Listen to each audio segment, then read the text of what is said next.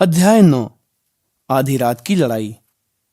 Harry ने कभी सोचा भी नहीं था कि वह किसी ऐसे लड़के से मिलेगा जिससे वह डडली से भी ज्यादा नफरत करेगा, परंतु यह बात तब की थी जब वह ड्रेको मैल्फॉय से नहीं मिला था।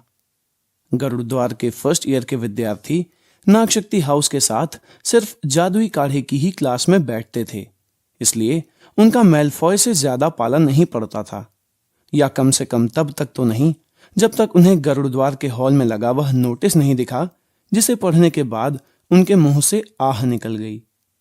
उड़ने की क्लास गुरुवार को शुरू हो रही थी और गरुड़द्वार तथा नागशक्ति दोनों उसमें एक साथ सीखेंगे।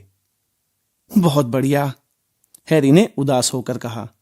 मैं हमेशा से यही तो चाहता था कि मैं मैल्फॉय के सामने जादुई झाड़ू पर अपने आप को मूर्ख साबित करूं।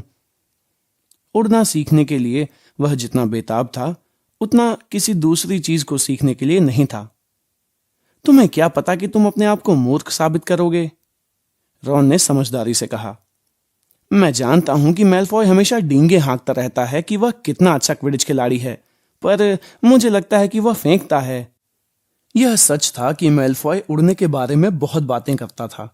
वह जोर जोर से शिकायत करता था कि फर्स्ट ईयर के विद्यार्थियों को क्विडिच टीम में शामिल होने का मौका नहीं दिया जाता। इसके साथ ही वह शेखी बघारने वाली लंबी कहानियां सुनाया करता था जो हमेशा इस मोड़ पर खत्म होती थीं कि वह हेलीकॉप्टर में बैठे मगलुओं से किस तरह बाल बाल बचा। वैसे इस तरह की बातें करने वाला वह अकेला विद्यार्थी नहीं था। सीमस फिनिगन भी कहता फिरता था कि उसने अपना ज्यादातर बचपन देहात में अपनी जादुई झाड़ू पर उड़ते हुए बिताया था। यहां तक कि रॉन भी हर उस आदमी को बताता था जो उसकी बात सुनने के लिए तैयार होता था कि एक बार चार्ली की पुरानी झाड़ू पर वह एक हैंग ग्लाइडर से टकराते टकराते बचा था। जादूगरों के परिवार से आया हर बच्चा क्विडिच के बारे में लगातार बातें करता रहता था। फुटबॉल को लेकर रॉन की डीन थॉमस से पहले ही लंबी बहस हो चुकी थी, जो उन्हीं के कमरे में सोता था। रॉन की समझ में नहीं आता था कि ऐसे खेल में क्या मजा आ सकता है जिसमें केवल एक ही गेंद हो और किसी को उड़ने की इजाजत न हो। हैरी ने देखा कि डीन की वेस्ट हैम फुटबॉल टीम के पोस्टर में रॉन खिलाड़ियों को कोच रहा था और कोशिश कर रहा था कि खिलाड़ी हिलें। नेविल कभी जादुई झाड़ू पर नहीं चढ़ा था क्योंकि उसकी दादी ने उसे इसकी इजाजत नहीं दी थी। मन में हैरी को लगता था कि उन्होंने समझदारी का काम किया, क्योंकि जब नेविल के दोनों पैर धरती पर रहते थे तब भी उसके साथ बहुत दुर्घटनाएं होती थीं। हरमाइनी ग्रेंजर भी उड़ने को लेकर उतनी ही घबरा रही थी जितना कि नेविल। यह एक ऐसी चीज थी जिसे आप किताब में पढ़कर नहीं सीख सकते। वैसे ऐसा नहीं था कि उसने कोशिश नहीं की। गुरुवार को नाश्ते के समय हरमाइनी ने सबको बहुत बोर किया। वह उन्हें उड़ने के बारे में टिप्स दे रही थी जो उसने लाइब्रेरी की एक किताब क्विडिच शुरुआत से आज तक से सीखी थी। नेविल उसके हर शब्द को कान लगाकर सुन रहा था। वह हर उस चीज को जानने के लिए उतावला था जो बाद में जादुई झाड़ू पर सफलतापूर्वक चढ़ने में उसकी मदद कर सके। परंतु बाकी सब लोग तब बहुत खुश हुए जब डाक आने से हरमाइनी का लेक्चर खत्म हो गया। हैग्रिड की चिट्ठी मिलने के बाद से हैरी के नाम कोई भी चिट्ठी नहीं आई थी और मैल्फॉय ने इसे जल्दी ही भांप लिया। मैल्फॉय का ईगल उल्लू घर से उसके लिए हमेशा मिठाई के पैकेट लेकर आता था जिन्हें वह नागशक्ति की टेबल पर शान झाड़ते हुए खोलता था। एक करैल उल्लू नेविल के लिए उसकी दादी का एक छोटा पैकेट लाया। उसने इसे रोमांचित होकर खोला। पैकेट में बड़े कंचे के आकार की कांच की गेंद निकली जिसमें सफेद धुआं भरा हुआ था। उसने सबको वो गेंद दिखाई। इसे भूल ना जाना कहते हैं, उसने बताया। दादी जानती हैं कि मुझे भूलने की आदत है। यह आपको बताता है कि कहीं आप कोई चीज भूल तो नहीं गए हैं। देखो, इसे इस तरह कस कर पकड़ते हैं और अगर यह लाल हो जाए तो उसका चेहरा लटक गया क्योंकि भूल न जाना अचानक लाल हो गया था। तुम कुछ भूल गए हो। नेविल यह याद करने की कोशिश कर रहा था कि वह क्या भूल गया था। तभी ड्रेको मैल्फॉय ने, जो गरुड़द्वार की टेबल के पास से गुजर रहा था, उसके हाथ से भूल न जाना छीन लिया। हैरी और रॉन एकदम से उछलकर खड़े हो गए। वे लोग मैल्फॉय से लड़ने का बहाना ढूंढ रहे थे, परंतु प्रोफेसर मैकगोनागल, जो स्कूल में किसी भी टीचर से ज्यादा तेजी से समस्या को भांप सकती थीं, पलक झपकते ही वहां पर आ गईं। क्या हो रहा है? मैल्फॉय ने मेरा भूल न जाना ले लिया है प्रोफेसर। गुस्से में घूरते हुए मैल्फॉय ने भूल न जाना को एक बार फिर टेबल पर जल्दी से गिरा दिया। मैं तो बस देख रहा था, उसने कहा और वह क्रैब व गॉयल के साथ वहां से खिसक लिया। उस दोपहर 3:30 बजे हैरी, रॉन और गुरुद्वार के बाकी विद्यार्थी सामने वाली सीढ़ियों से नीचे उतरकर मैदान में पहुंचे, जहां उनकी उड़ने की पहली क्लास लगने वाली थी। मौसम साफ था, हवा चल रही थी और घास उनके पैरों के नीचे चट चट की आवाज कर रही थी। वे लोग ढलवा मैदान से होते हुए एक सपाट मैदान की तरफ बढ़े, जो अंधेरे जंगल की विपरीत दिशा में था, जिसके पेड़ दूर लहराते दिख रहे थे। नागशक्ति के विद्यार्थी पहले ही वहां पहुंच चुके थे। 20 जादुई झाड़ुएं लाइन से जमीन पर रखी थीं। हैरी ने फ्रेड और जॉर्ज वीजली के मुंह से सुना कि स्कूल की झाड़ुएं आदर्श नहीं थीं, क्योंकि ज्यादा ऊंचाई पर उड़ते समय इनमें से कुछ हिलने लगती थीं या हमेशा थोड़ी बाईं तरफ उड़ती थीं। उनकी टीचर मैडम हूच आ गईं। उनके बाल छोटे और भूरे थे तथा उनकी पीली आंखें बाज की तरह थीं। तो इंतजार किस बात का है? उन्होंने तेज आवाज में कहा। तुम सब एक एक जादुई झाड़ू के पास खड़े हो जाओ, चलो जल्दी करो। हैरी ने अपनी झाड़ू की तरफ देखा। यह पुरानी थी और उसमें से कुछ शाखाएं कहीं कहीं बाहर निकल रही थीं। अपनी झाड़ू के ऊपर अपना दाहिना हाथ लाओ, मैडम हूच ने आगे कहा, और बोलो ऊपर। ऊपर, सब चिल्लाए। हैरी की झाड़ू तत्काल उसके हाथों में कूद कर आ गई, परंतु बहुत कम झाड़ुओं ने ऐसा किया। हरमाइनी ग्रेंजर की झाड़ू जमीन पर सिर्फ लुढ़की और नेविल की तो बिल्कुल भी नहीं हिली। हैरी ने सोचा, शायद घोड़ों की तरह झाड़ुएं भी समझ जाती हैं कि आप डरे हुए हैं। नेविल की आवाज की थरथराहट साफ बता रही थी कि वह अपने पैर जमीन पर ही रखना चाहता था। मैडम हूच ने उन्हें यह बताया कि किस तरह झाड़ू पर चढ़ा जाए ताकि वे दूसरे सिरे से न फिसलें, और इसके बाद वे इधर से उधर घूमकर उन्हें झाड़ू पकड़ने का सही तरीका सिखाती रहीं। जब मैडम हूच ने मैल्फॉय को यह बताया कि वह कई सालों से झाड़ू को गलत तरह से पकड़ रहा था, तो हैरी और रॉन को मजा आ गया।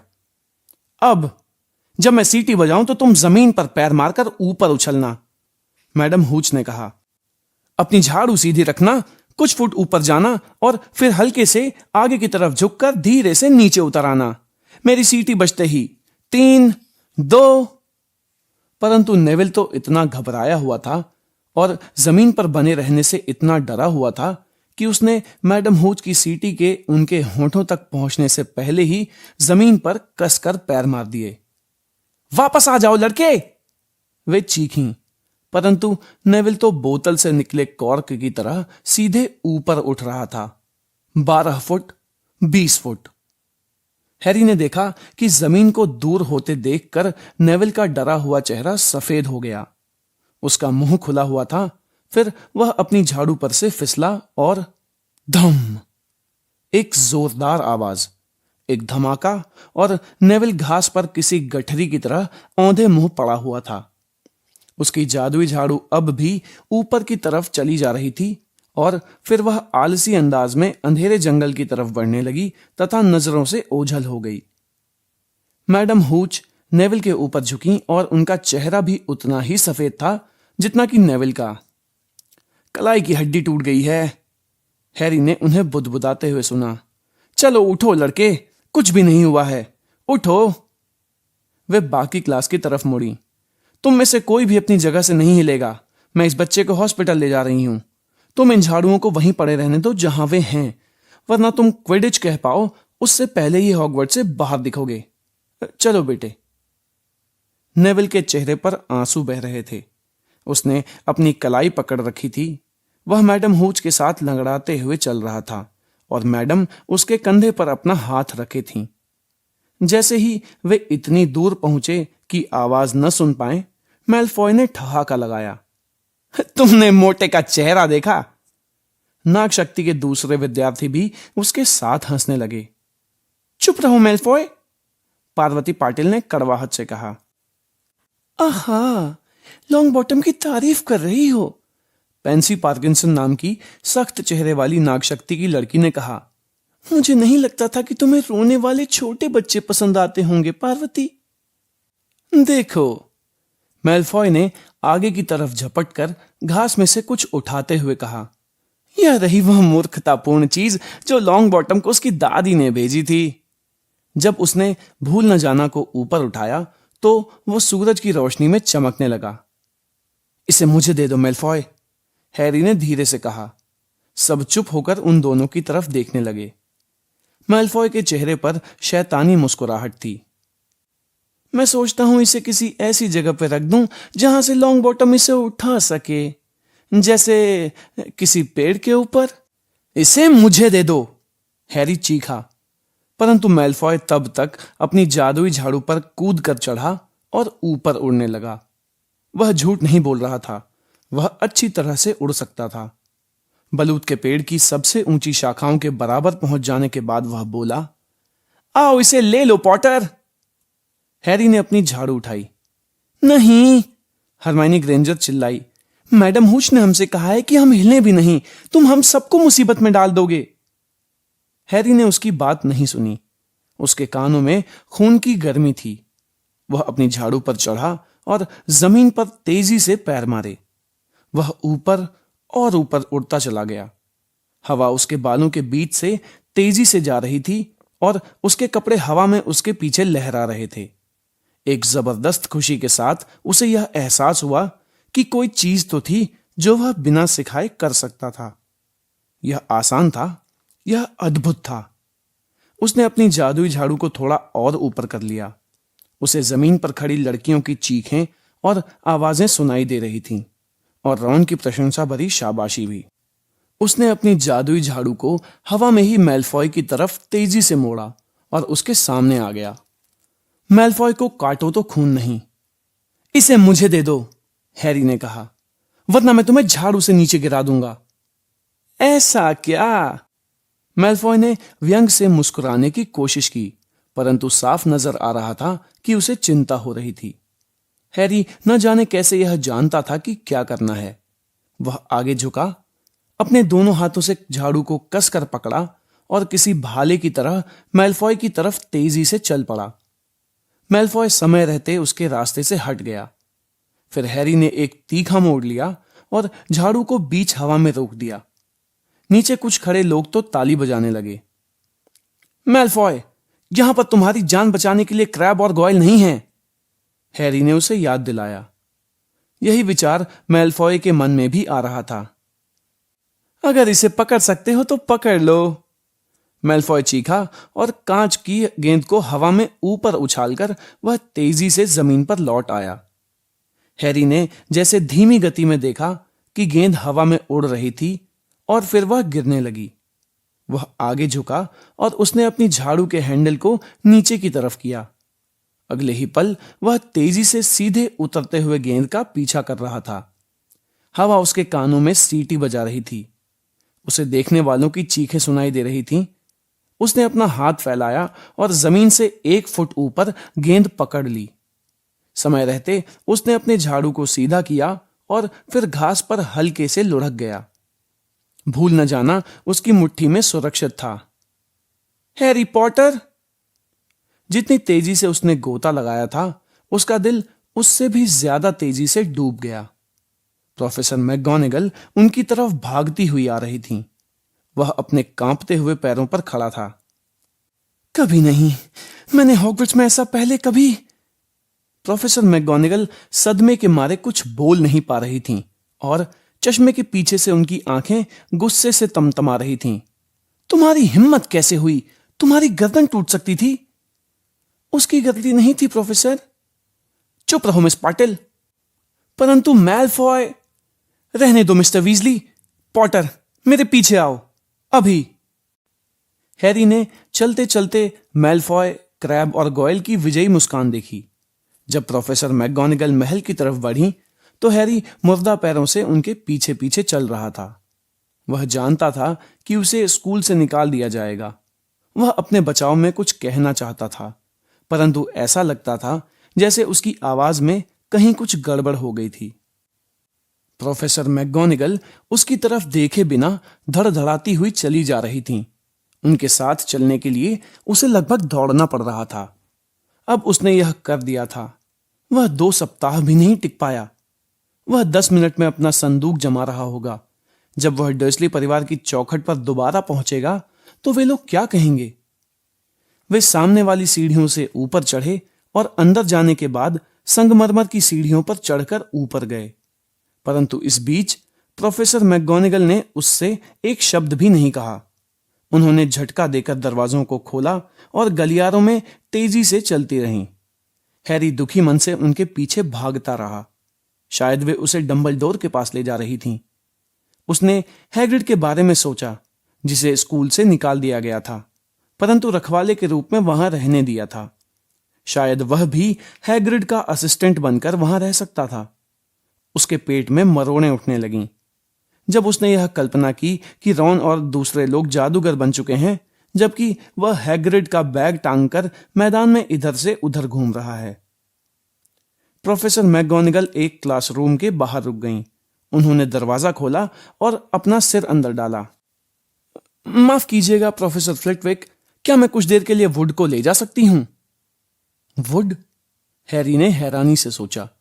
क्या वुड कोई लकड़ी थी जिससे वे उसकी पिटाई करना चाहती थी? परंतु वुड 5th ईयर का एक हट्टा कट्टा लड़का निकला जो फ्लिटविक की क्लास से बाहर आते समय काफी उलझन में दिख रहा था। तुम दोनों मेरे पीछे आओ, प्रोफेसर मैकगोनागल ने कहा और वे सभी गलियारे में चल पड़े। वुड हैरी की तरफ उत्सुकता से देख रहा था। अंदर, यहां पर। प्रोफेसर मैकगोनागल ने उन लोगों को एक क्लासरूम दिखाया जो खाली था, सिवाय पीव्स के, जो ब्लैक बोर्ड पर गालियां लिखने में जुटा था। बाहर पीव्स! वे चिल्लाईं।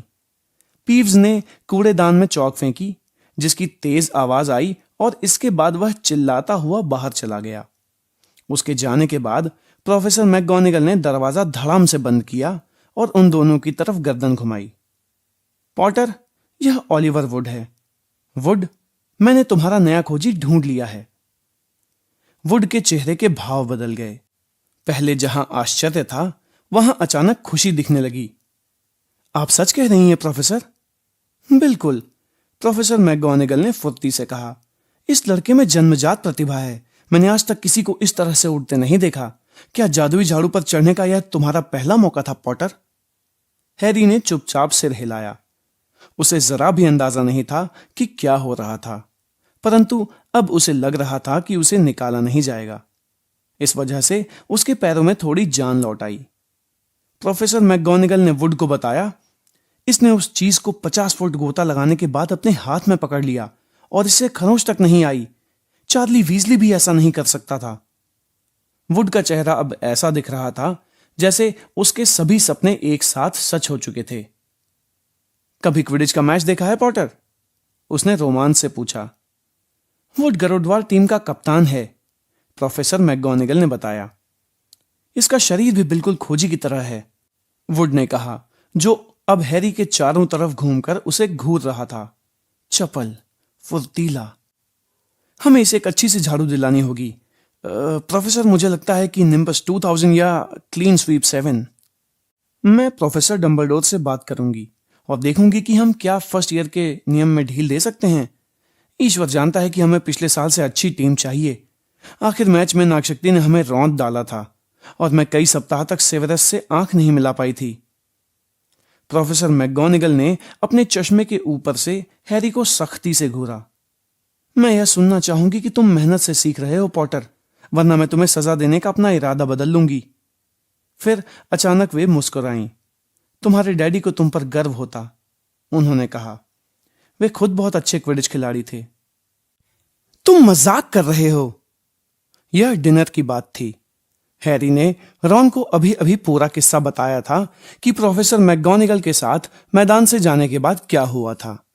रॉन के हाथ में स्टीक और किडनी भरी कचौड़ी का टुकड़ा था, जिसे वह मुंह की तरफ आधी दूरी तक ले तो गया, परंतु वह उसके बारे में भूल चुका था। खोजी, उसने कहा, परंतु फर्स्ट ईयर के विद्यार्थियों को कभी भी तुम सबसे कम उम्र के हाउस खिलाड़ी होगे, लगभग 100 साल में। हैरी ने कचौड़ी को अपने मुंह में ठूंसते हुए कहा। दोपहर के रोमांच के बाद उसे खासी भूख लग रही थी।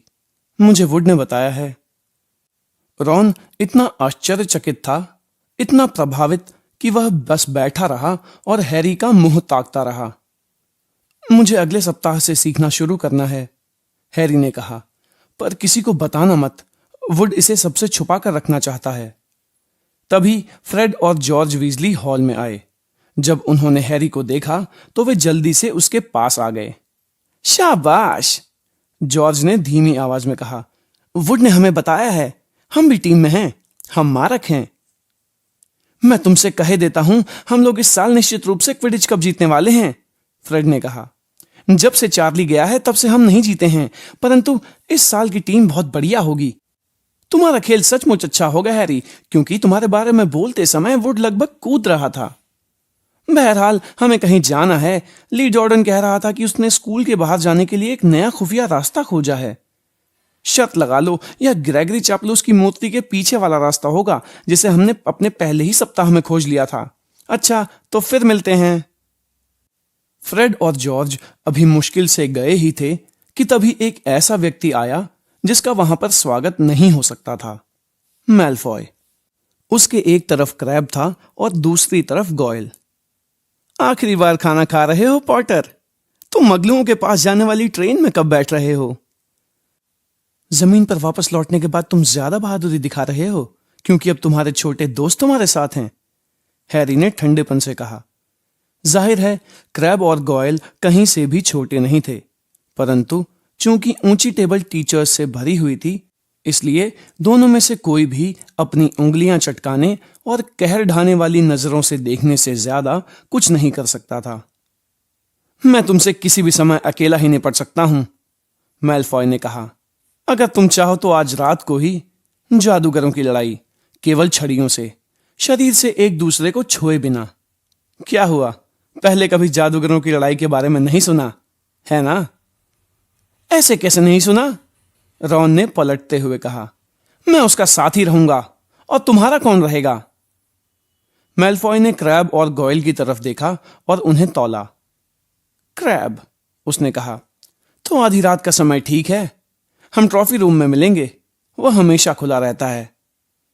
जब मैलफॉय चला गया तो रॉन और हैरी ने एक दूसरे की तरफ देखा। जादूगरों की लड़ाई क्या होती है? हैरी ने पूछा। और इस बात से तुम्हारा क्या मतलब था कि तुम मेरे साथी हो? अरे, साथी वह होता है जो तुम्हारे मरने के बाद भी लड़ना जारी रखता है, रॉन ने इत्मीनान से कहा, और आखिरकार अपनी ठंडी कचौड़ी खाना शुरू की। हैरी के चेहरे के भाव देखते हुए उसने तुरंत कहा, परंतु लोग केवल सचमुच की लड़ाई में मरते हैं, यानी असली जादूगरों की लड़ाई में। तुम और मैलफॉय तो ज्यादा से ज्यादा एक दूसरे की तरफ चिंगारियां ही निकाल पाओगे। तुम में से कोई भी इतना जादू नहीं जानता है कि सचमुच का नुकसान पहुंचा सके। वैसे मैं शर्त लगाता हूं कि मुझे उम्मीद थी कि तुम मना कर दोगे। और क्या होगा अगर मैं अपनी छड़ी घुमाऊं और कुछ ना हो? तो छड़ी दूर फेंक देना और उसकी नाक पर एक मुक्का मार देना, रॉन ने सुझाव दिया। माफ कीजिए। उन दोनों ने ऊपर देखा। हरमाइनी ग्रेंजर थी। क्या कोई इस जगह शांति से नहीं खा सकता? रॉन ने कहा। हरमाइनी ने उसकी बात अनसुनी करते हुए हैरी से कहा, न चाहते हुए भी मैंने सुन लिया है कि तुम्हारे और मैलफॉय के बीच में क्या बातें हुई हैं। मैं शर्त लगाता हूं कि तुम चाहती तो ऐसा नहीं होता, रॉन बुदबुदाया। तुम्हें रात के समय स्कूल में इधर उधर नहीं भटकना चाहिए। जरा सोचो तो सही, अगर तुम पकड़े गए तो गुरुद्वार के पॉइंट कम हो जाएंगे और तुम्हारा पकड़ा जाना तय है। सच कहा जाए तो तुम बहुत स्वार्थी हो, और सच कहा जाए तो तुम्हारा इससे कोई लेना देना नहीं है, हैरी बोला। गुड बाय, रॉन ने कहा। बहरहाल इसे दिन का आदर्श अंत नहीं कहा जा सकता था। हैरी ने देर रात तक जागते हुए सोचा। जब वह डीन और सीमस के खर्राटे सुन रहा था, नेविल अभी तक हॉस्पिटल से नहीं लौटा था। रॉन उसे पूरी शाम सलाह देता रहा, जैसे अगर वह तुम्हें श्राप देने की कोशिश करे तो बेहतर होगा कि तुम झुक जाओ, क्योंकि मुझे नहीं पता कि श्राप से कैसे बचा जाता है। इस बात की काफी संभावना थी कि फिल्च या मिसेस नॉरिस उन्हें पकड़ लेंगे। हैरी को लग रहा था कि वह अपनी किस्मत पर कुछ ज्यादा ही भरोसा कर रहा था और आज के ही दिन स्कूल का एक और नियम तोड़ने जा रहा था। दूसरी तरफ मैल्फॉय का हंसी उड़ाता चेहरा अंधेरे में बार बार उसकी आंखों के सामने उभर आता था। मैल्फॉय को आमने सामने की लड़ाई में हराने का यह सुनहरा मौका था। वह इसे छोड़ना नहीं चाहता था। 11:30 बज गए। रॉन आखिरकार बुदबुदाया। बेहतर होगा कि हम चल दें। उन्होंने अपने ड्रेसिंग गाउन पहने, छड़ियां उठाईं और धीमे से टावर रूम पार किया। घुमावदार सीढ़ियां उतरते हुए वे गरुड़द्वार के हॉल में आ गए। अंगीठी में अब भी कुछ अंगारे सुलग रहे थे, जिनकी वजह से कुर्सियां काली छायाओं की तरह दिख रही थीं। वे दरवाजे तक पहुंचे ही थे कि तभी उनके सबसे पास वाली कुर्सी से एक आवाज आई। मुझे यकीन नहीं होता कि तुम यह करने जा रहे हो हैरी। एक लैंप हिलता नजर आया। यह हरमाइनी ग्रेंजर थी, जो गुलाबी ड्रेसिंग गाउन पहने थी और उसकी त्योरियां चढ़ी हुई थीं। तुम, रॉन ने गुस्से में कहा, अपने बिस्तर में जाओ। मैंने लगभग तुम्हारे भाई को बता ही दिया था, हरमाइनी ने पलटकर कहा। पर्सी प्रीफेक्ट है, वह इसे रोक सकता है। हैरी को यकीन नहीं हो रहा था कि कोई दूसरों के मामले में इतनी टांग अड़ा सकता था। चलो, उसने रॉन से कहा। उसने मोटी औरत की तस्वीर को धकेला और छेद में से उतर गया। हरमाइनी इतनी आसानी से हार मानने वाली नहीं थी। वह भी तस्वीर के छेद में से उतरकर रॉन के पीछे पीछे आ गई और किसी गुस्सैल बतख की तरह आवाजें निकाल रही थी। क्या तुम्हें गरुड़द्वार की कोई परवाह नहीं है? क्या तुम्हें सिर्फ अपनी परवाह है? मैं नहीं चाहती कि नागशक्ति का हाउस कब जीते। तुम लोग सारे पॉइंट गवा दोगे जो मैंने काया पलट का मंत्र जानने के कारण प्रोफेसर मैकगोनागल से हासिल किए थे। अब जाओ भी। ठीक है, परंतु मैंने तुम्हें चेतावनी दे दी है। जब तुम कल घर जाने वाली ट्रेन में बैठो तो याद करना कि मैंने क्या कहा था। तुम लोग इतने। परंतु वे लोग क्या थे यह उन्हें पता नहीं चल पाया। हरमाइनी अंदर जाने के लिए मोटी औरत की तस्वीर के पास वापस लौटी, परंतु तस्वीर खाली थी। मोटी औरत रात में किसी से मिलने चली गई थी और हरमाइनी गरुड़द्वार टावर के बाहर ही खड़ी रह गई। अब मैं क्या करूं? उसने तीखी आवाज में पूछा। यह तुम्हारी समस्या है, रॉन ने कहा। हमें जाना है, हमें देर हो रही है। वे लोग अभी गलियारे के छोर तक भी नहीं पहुंचे थे, तभी हरमाइनी भी उनके पीछे पीछे आ गई। मैं तुम्हारे साथ आ रही हूं, उसने कहा। नहीं, तुम नहीं आ रही हो। तुम्हें क्या लगता है कि मैं यहां पर बाहर खड़ी रहूंगी और फिल्च का इंतजार करूंगी कि वह आकर मुझे पकड़ ले? अगर वह हम तीनों को पकड़ लेगा तो मैं उसे सच सच बता दूंगी कि मैं तुम लोगों को रोकने की कोशिश कर रही थी और तुम मेरी बात का समर्थन कर सकते हो। तुम्हारे हौसले की दाद देनी होगी, रॉन ने जोर से कहा। तुम दोनों चुप हो जाओ, हैरी ने तेजी से कहा। कोई आवाज आ रही है। ऐसा लग रहा था जैसे कोई सूं सूं करके सांस ले रहा हो। मिसेस नॉरिस, रॉन ने अंधेरे में झांकने की कोशिश करते हुए कहा। परंतु वहां मिसेस नॉरिस नहीं थी। यह तो नेविल था, जो फर्श पर गुड़ी मुड़ी लेटा था और गहरी नींद में सोया हुआ था। पर जैसे ही वे लोग उसके पास पहुंचे, वह अचानक जाग गया। भगवान का शुक्र है कि तुम लोग मिल गए। मैं कई घंटों से यहां पर पड़ा हुआ हूं। मुझे नया पासवर्ड याद नहीं है, इसलिए मैं अंदर जाकर नहीं सो पाया। थोड़ा धीमे बोलो नेविल, पासवर्ड पिग स्नाउट है। परंतु फिलहाल यह तुम्हारी कोई मदद नहीं करेगा क्योंकि मोटी औरत कहीं चली गई है। अब तुम्हारा हाथ कैसा है? हैरी ने कहा। अच्छा है, नेविल ने उन्हें हाथ दिखाते हुए कहा। मैडम पॉम्फ्री ने इसे 1 मिनट में ठीक कर दिया। अच्छा, देखो नेविल, हमें कहीं जाना है। हम तुमसे बाद में मिलते हैं। मुझे छोड़कर मत जाओ, नेविल ने अपने पैरों पर मुश्किल से खड़े होते हुए कहा। मैं यहां पर अकेला नहीं रुकना चाहता। खूनी नवाब पहले ही यहां से 2 बार गुजर चुका है। रॉन ने अपनी घड़ी देखी और फिर गुस्से से हरमाइनी और नेविल को घूरा। अगर तुम दोनों में से किसी की भी वजह से हम पकड़े गए तो मैं तब तक चैन से नहीं बैठूंगा जब तक कि क्विरल का बताया भूतों का श्राप सीखकर उसका तुम पर प्रयोग ना कर दूं। हरमाइनी ने अपना मुंह खोला, शायद रॉन को यह बताने के लिए कि भूतों के श्राप का प्रयोग किस तरह से किया जाता है, परंतु हैरी ने उसे चुप रहने का इशारा किया और उन सभी को आगे बढ़ने का संकेत दिया। वे लोग गलियारे में आगे बढ़े, जहां ऊंची खिड़कियों से आती चांदनी की वजह से रोशनी थी। हर मोड़ पर हैरी फिल्च या मिसेस नॉरिस से टकराने की उम्मीद कर रहा था, परंतु उनकी किस्मत अच्छी थी। वे तीसरी मंजिल तक जाने वाली सीढ़ी पर तेजी से चढ़े और पंजों के बल चलकर ट्रॉफी रूम तक पहुंचे। मैलफॉय और क्रैब अब तक यहां नहीं आए थे। चांदनी जहां पर पड़ रही थी, वहां स्फटिक की ट्रॉफियां चमक रही थीं। कप, शील्ड प्लेट और मोतियां अंधेरे में चांदी और सोने की छटा बिखेर रही थीं। वे दीवारों से सटकर आगे बढ़े। उनकी निगाहें कमरे के दोनों सिरों पर लगे दरवाजों पर थीं। हैरी ने अपनी छड़ी निकाल ली, क्योंकि उसे डर था कि मैलफॉय अचानक उस पर कूद पड़ेगा और तत्काल लड़ना शुरू कर देगा। कई मिनट गुजर गए। उसे देर हो गई है, शायद वह डर गया होगा, रॉन फुसफुसाया। तभी अगले कमरे में हो रही एक आवाज ने उन्हें चौंका दिया। हैरी ने अपनी छड़ी को उठाया ही था कि तभी उन्हें किसी के बोलने की आवाज आई, और यह मैलफॉय की आवाज नहीं थी। जरा चारों तरफ सूंघो तो सही मेरी रानी, वे लोग किसी कोने में छुपे होंगे। यह फिल्च की आवाज थी, जो मिसेस नॉरिस से बोल रहा था। हैरी दहशत में आ गया और उसने हड़बड़ाकर बाकी तीनों को फटाफट अपने पीछे आने का इशारा किया। वे लोग फिल्च की आवाज के दूसरी तरफ वाले दरवाजे से चुपचाप खिसक लिए।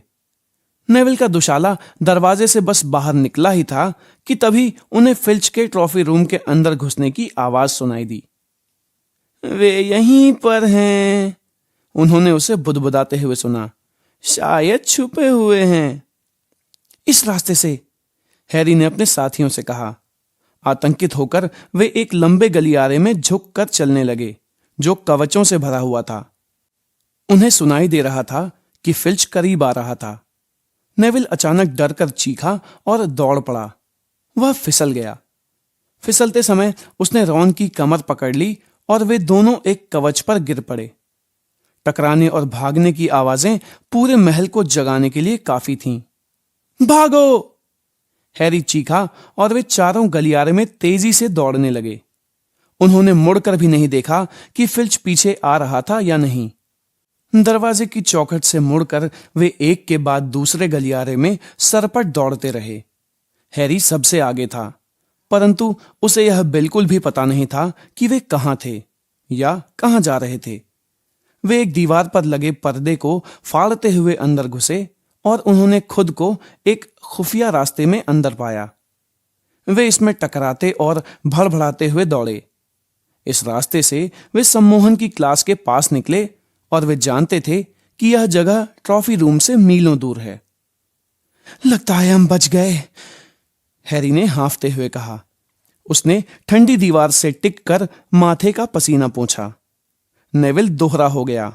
वह घरघराहट के साथ सांसें खींच रहा था और फुफकारने जैसी आवाजें निकाल रहा था। मैंने तुमसे कहा था, हरमाइनी ने हांफते हुए कहा। सीने पर लटके ड्रेस के फंदे को पकड़ते हुए वह बोली, मैंने तुमसे कहा था। हमें गरुड़द्वार टावर की तरफ लौटना चाहिए, रॉन ने कहा। जल्दी से जल्दी। मैलफॉय ने तुम्हारे साथ चाल चली है, हरमाइनी ने हैरी से कहा। तुम्हें समझ में आ रहा है या नहीं? तुमसे लड़ने का उसका कभी इरादा नहीं था। फिल्च को पता था कि ट्रॉफी रूम में निश्चित रूप से कोई आने वाला है। जरूर मैलफॉय ने ही उसे बताया होगा। हैरी ने सोचा कि शायद वह सही कह रही थी, पर वह उसके सामने यह मानने को तैयार नहीं था। चलो वापस चलते हैं। परंतु यह काम उतना आसान नहीं था। वे अभी 12 कदम ही चले होंगे कि तभी एक दरवाजे का हैंडल घूमा और उनके सामने वाले क्लासरूम से कोई चीज तेजी से उड़ती हुई बाहर आई।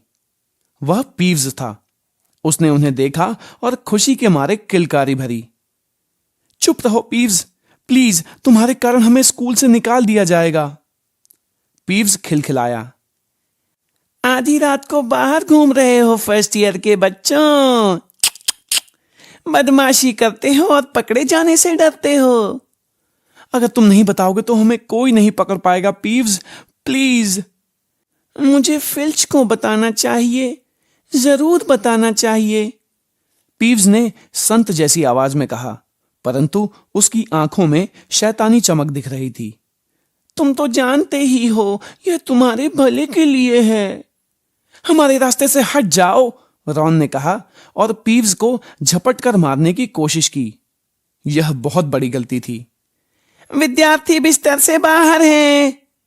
पीव्स गला फाड़कर चीखा। विद्यार्थी बिस्तर से बाहर निकलकर सम्मोहन गलियारे में घूम रहे हैं। पीव्स के नीचे से झुकते हुए वे लोग अपनी जान बचाने के लिए भागे, सीधे गलियारे के आखिरी सिरे तक, जहां वे एक दरवाजे से धड़ से टकराए और इसका ताला बंद था। अब तो फंस गए, रॉन ने कराहते हुए कहा। उन्होंने दरवाजे को धक्का देकर खोलने की जी तोड़ कोशिश की, पर दरवाजा टस से मस नहीं हुआ।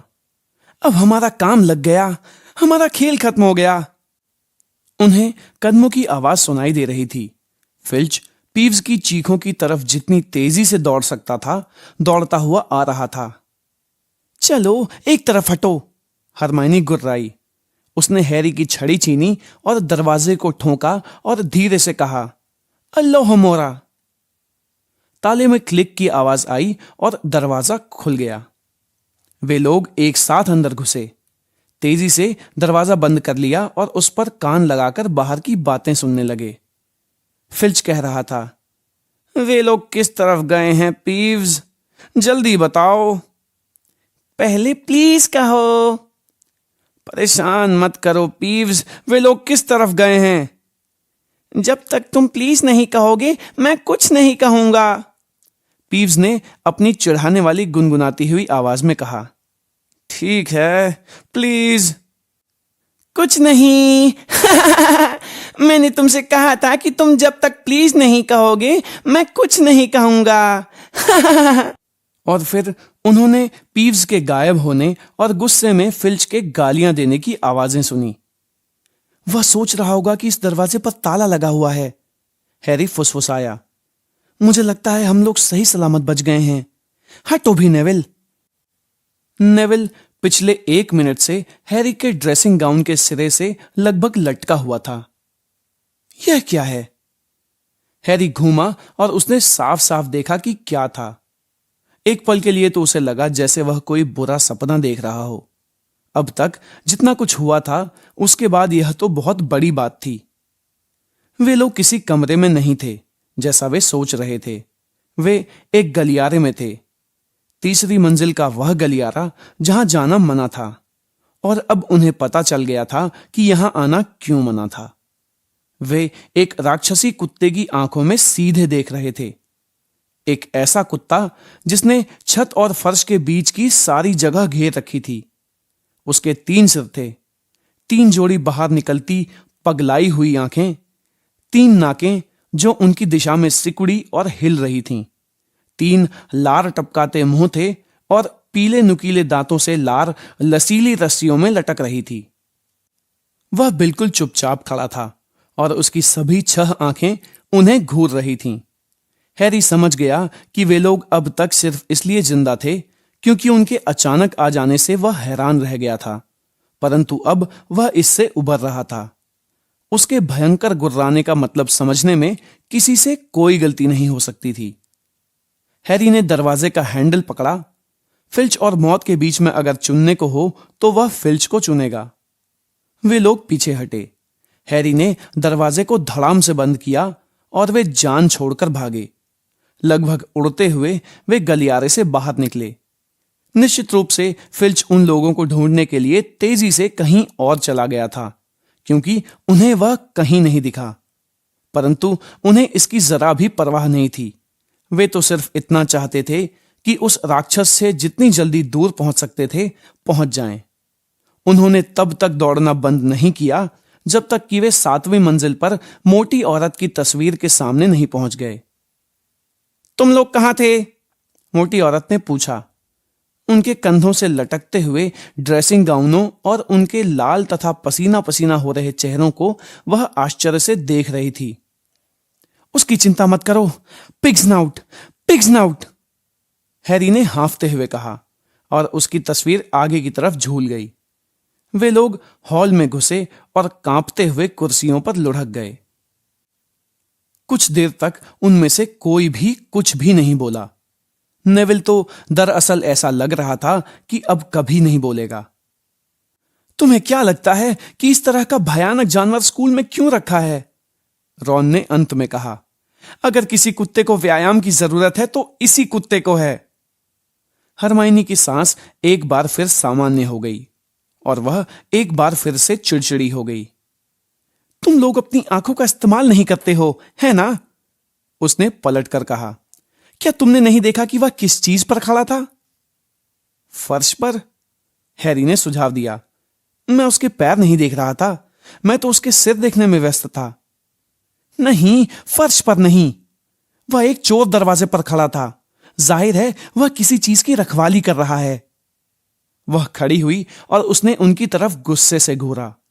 मुझे आशा है अब तुम लोगों को खुशी मिली होगी। हम लोग मर सकते थे, या इससे भी बुरा, हम लोगों को स्कूल से निकाला जा सकता था। अब अगर तुम बुरा न मानो तो मैं सोने जा रही हूं। रॉन मुंह फाड़कर उसके पीछे घूरता रहा। नहीं, हम बुरा क्यों मानेंगे? उसने कहा। कोई सोचेगा कि हम उसे जबरदस्ती अपने साथ ले गए थे, है ना? परंतु हरमाइनी ने हैरी को सोचने के लिए कुछ दे दिया था, और जब हैरी बिस्तर पर लेटा तो वह सोच रहा था, कुत्ता किस चीज की रखवाली कर रहा था? हैग्रिड ने क्या कहा था? अगर आप कोई चीज छुपाना चाहते थे तो ग्रिंगॉट दुनिया में सबसे सुरक्षित जगह थी, शायद हॉगवर्ट्स को छोड़कर। ऐसा लग रहा था जैसे हैरी को यह पता चल गया था कि 713 नंबर की तिजोरी से निकाला गया छोटा सा गंदा पैकेट कहां पर था।